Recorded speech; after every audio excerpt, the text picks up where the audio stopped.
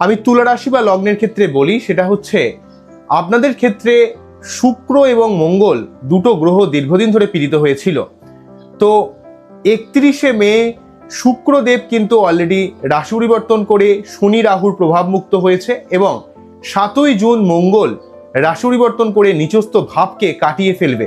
তার জন্য আপনাদের জীবনে শরীর, মন, মানসিকতা, পাবলিক ডিলিংস, রিলেশনশিপ, লোকের সঙ্গে সার্বিক সম্পর্ক, আপনার জীবনে অর্থের উন্নতি, আপনার সার্বিক ক্রিয়েটিভিটির দিক থেকে, আপনার জীবনের সার্বিক উন্নতির দিক থেকে অনেক পজিটিভ রোল প্লে কিন্তু তুলা রাশি বা লগ্নের ক্ষেত্রে করবে।